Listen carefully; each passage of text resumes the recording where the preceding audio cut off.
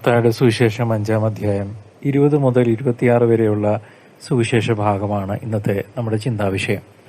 നിയമജ്ഞരുടെയും പരീശന്മാരുടെയും ബാഹ്യമായ നീതിയേക്കാൾ ഉപരിയായി ഹൃദയത്തിന്റെ ആഴങ്ങളിൽ നിന്നുള്ള ഒരു ആത്മീയതയിലേക്കാണ് കർത്താവായ ഈശോ നമ്മെ ക്ഷണിക്കുന്നത്.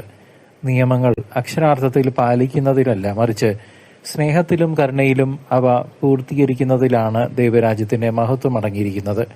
കൊലപാതകം എന്ന പാവത്തെക്കുറിച്ച് പറയുമ്പോൾ ശാരീരികമായ അക്രമത്തെക്കാൾ ഉപരിയായി സഹോദരങ്ങളോടുള്ള കോപവും അവഹേളനവും എത്രത്തോളം മാരകമാണെന്ന് കർത്താവ് മുന്നറിയിപ്പ് നൽകുന്നു. സഹോദരങ്ങളെ ഭോഷ എന്ന് വിളിക്കുമ്പോൾ നരകാഗ്നിക്ക് നാം അർഹയായിത്തീരുന്നു എന്ന് തിരിച്ചറിയണം.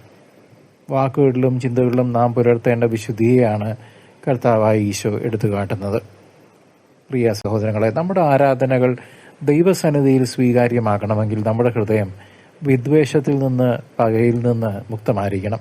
ബലിപീഠത്തിൽ കാഴ്ചയർപ്പിക്കാൻ വരുമ്പോൾ എൻ്റെ സഹോദരനോട് എന്തെങ്കിലും വിരോധമുണ്ടെന്ന്, സഹോദരിയോട് എന്തെങ്കിലും വിരോധമുണ്ടെന്ന് ഓർമ്മ വന്നാൽ കാഴ്ചവസ്തു, ബലിവസ്തു അവിടെ വെച്ചിട്ട് ആദ്യം പോയി ആ വ്യക്തിയുമായി രമ്യപ്പെടുക എന്ന വചനം അനുരഞ്ജനത്തിന്റെ പ്രാധാന്യം വെളിപ്പെടുത്തുന്നു. ദൈവത്തോടുള്ള സ്നേഹം സഹോദര സ്നേഹത്തിലൂടെ മാത്രമേ പൂർണ്ണമാകൂ എന്ന് കത്തോലിക്കാ സഭ നമ്മെ പഠിപ്പിക്കുന്നു. ശത്രുതയും പകയും ഹൃദയത്തിൽ സൂക്ഷിച്ചുകൊണ്ട് അർപ്പിക്കുന്ന പ്രാർത്ഥനകൾ ഫലശൂന്യമാണ്. ജീവിതയാത്രയിൽ വഴിമധ്യേ വെച്ച് തന്നെ പ്രതിയോഗിയുമായി ഒത്തുതീർപ്പിലെത്താൻ കാണിക്കുന്ന വിവേകം നമ്മുടെ ആത്മീയ രക്ഷയ്ക്ക് അനിവാര്യമാണ്. വിട്ടുവീഴ്ച ചെയ്യാനും മാപ്പ് നൽകാനും മാപ്പ് ചോദിക്കാനും തയ്യാറാകുന്ന ഒരു ഹൃദയമാണ് ദൈവത്തിന് ഏറ്റവും സ്വീകാര്യമായ ബലി.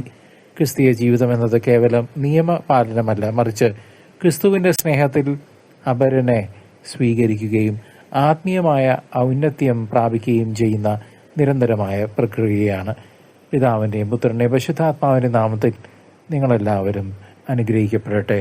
ആമേൻ.